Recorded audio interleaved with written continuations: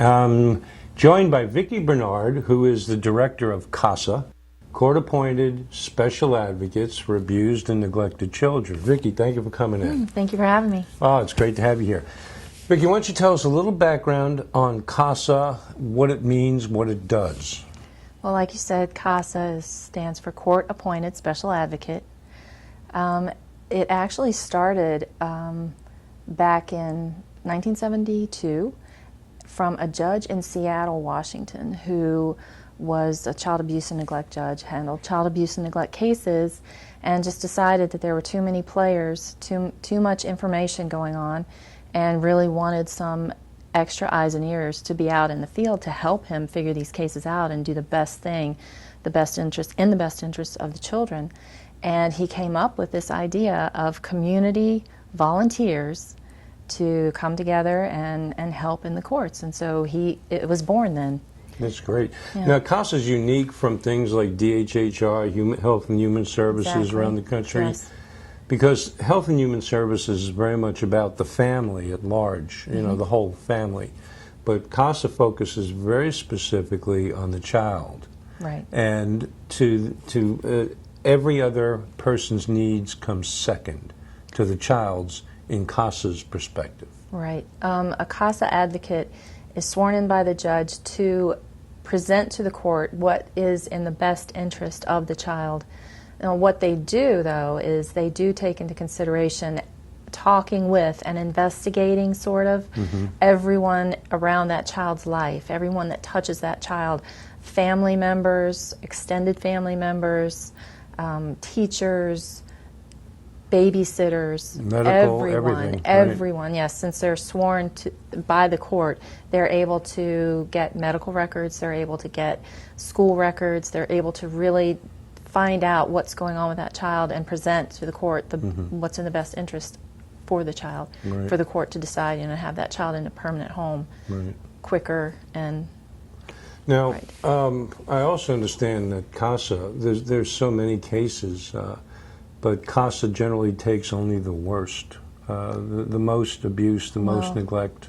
That's because we don't have enough advocates to handle each and every child. That's our goal here in the Eastern Panhandle, is to move toward a better future for the children by having the community step in and become an advocate so that we can have one for every child. Right now we have to take the worst cases. Yeah, but that's very commendable, because a lot of people would have taken maybe just the easier cases or taken cases, at random selected.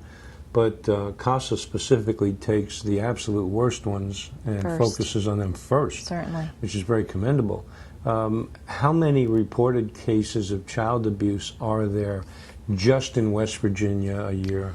In West Virginia, the state, I don't know the state stats. I do know the Eastern Panhandle statistics for 2011 are around 2,400 cases reported to DHHR. And those are just the ones reported. Doesn't count all the ones that go unreported. That's right. That's pretty bad. That's a lot for this size population. Do you know any reasons behind it?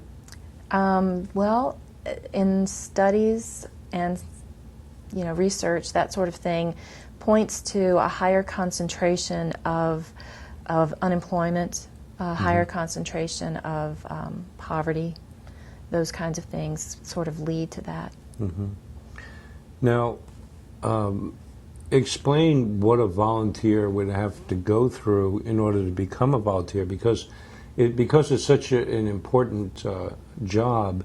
You don't just walk in and say, "Okay, I'm ready," and they hand you a case file. You actually have to go through training and everything else. Much more than that, yes. Yeah. It's an extensive 30 to 35-hour training course, as specified by National CASA, which is our parent organization.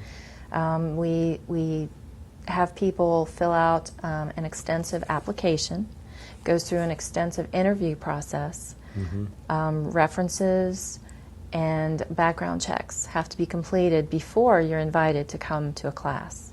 Once all of that is cleared, and you're invited to come to a class, then we have, it's a pretty big commitment, because the class is so extensive, like 30 to 35 hours. It's a couple of hours every other day for about maybe 4 to 5 weeks. Yes.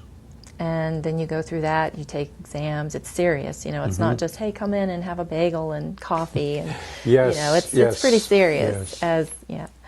And then once you finish that, you take an exam, you go through an exit interview, and then you're sworn in by the judge and you take your first case. Does it take a special kind of a person to do this, do you think? Because some of these cases, I know, they can really tear your heart out. Right, it really does. And I think that, that kind of person, the kind of person who has a heart, they want to help children, they start looking for things to do to help that feeling that they have inside. They find CASA, they learn a little bit more about it, and we try to express to them that they are going to come into some really strange, sad experiences or sad situations that children Every live kind of in. abuse. Sure. Yes. And so we try to explain that to them so they're ready when they go out into the field and they can make a proper decision, because we certainly would not want to put someone with a child, match them up with a case, and then have them start to develop a relationship with that child and then realize that they can't handle it and they can't take that sort of emotional strain. Right. Yes. So we try to take care of that and have Let them know well up front prepared. so they are prepared. Yeah, Sure. this is one of the things about the training course, and I've been through it, and I am a CASA volunteer, and Right. one of the things about the training course is they're really good about letting you know what you're going to get into. But if there is a better cause or a better group of people to help on this planet, I don't know who they are. The children, they're the most defenseless. Right. They don't have a voice in court. I mean, they do actually, with a child or for a child in that situation, you can't have enough people speaking out for that child. Right. But the thing that's different about a CASA is that is one person who is assigned to the child to see that child through that time in his life. Just CASA one volunteers person. go on for years with these kids. Sure. I've heard of can, CASA volunteers that started with infants and stayed with them until they were in their 20s. Right. And that's kind of a case-by-case thing. You kind of, you encourage the child to really make that bond with the foster parents or whoever they end up with permanently. Right. And then you leave it up to the child whether or not the child wants to continue that relationship. Right. Otherwise you step back and you're just, so happy that thing has been completed and that child is happy. The light in the eyes is good. Yes. Or, reunification with their family as well. As tough as it is, I was just going to say, as tough as it is on the kids and on the volunteers to see a child suffer, like horrible suffering, to see that. But then, after you do your job, and the child is safe, and they start regaining their confidence, and they're happy again, and I can't also think of anything more rewarding. Yes, that is extremely rewarding. Oh, yes. Yeah. And they become like your own kids too. Right. It's hard to not. You just fall in love with them, and the hardest thing for people who are wondering, for me personally, just me speaking personally about my own experience with CASA, the very hardest thing I had to do was when I had to sit down and discuss the children with the parents who abused the child, and maintain a professional, calm demeanor with them, because obviously, you just get really angry with them, and you want to just blow off at them, but you can't. Well, you got to stay professional and stay objective. Yes, and just that's where bring being the an facts actor forward. helps a lot. I just sit there and I smile and I nod and go on with it. But it's that's a difficult really thing. It's to look across the table in a meeting with a father who's been abusing his daughter, and not say what I don't have to tell you what goes through your head. I imagine you can imagine it already. Right. But to sit there and have to deal with that person and just maintain a professional attitude throughout. I've always done it, just in case you're wondering. But it gets tough sometimes not to say what you feel. Right. Like, how dare you? Right. Well, you just have to trust that the information that you're bringing forward and the thorough investigation that you've done, the report that you hand the court will ensure that those facts get brought out, the proper facts get brought out, and the judge sees the proper things, Yes. you know, and can make a really well-rounded educational decision. Yeah. Well, based you on actually facts. present your case in court to the judge. Yes. I know, and it's not always agreeable. I mentioned before, like with Health and Human Services, Sure. they're about putting the family together. And I remember one time in particular with me, I delivered my report to the court, and DHHR was really angry with me over it. And it turned out I was right, but they wanted to put the family back together, and I was very much against it. But you actually take your case to the court, and the judge will ask you your findings and opinions. You present them to the judge, and then he weighs that in with all the different factors, and ultimately determines, you know, what's best for the child. Right. And that's what makes it unique and makes it so good, is that it really is about the child. It's one of the few times where in CASA versus other organizations and groups where the focal point is the child. It's not anything else. It's not, oh, you know, let's try to reconcile them with this and that. And the idea is to give this child a better life, Right. and a safe, secure, Permanent home. which is beautiful, you know. Right. And for you folks out there that are interested in maybe becoming a CASA volunteer, please check the information. You'll see it here on this webpage, and get in touch with Vicki and the folks down at CASA, because, God, they need help. Yeah, we need more volunteers. And actually, I'm pretty excited about, we have 3 ways that you can volunteer now. Oh, really? You can be the lead in a case, or we have a non-advocate support team now. Oh, nice. And now that's new. We I didn't also, know about that. right, because it's a difficult commitment, like we talked about. You know, sometimes people will come in and they really want to help. They really want to do something for children. They want to speak out and be a part. Right. However, they can't commit. We ask for a year. They can't do that, or they just don't have enough time. So one of the things for retention for the lead volunteers is to have an advocate support team. So we have those people who can't commit to the time but still want to help. They're a group, and they help the lead volunteers. That's brilliant. Yeah, so they actually end up going through the training as well, and go through just like they're a sworn advocate. Right. But they are a part of the non-advocate support team. That's something that we've just started. That's brilliant. So that's great. I like so that. if anybody can't commit to a year, we have this for you.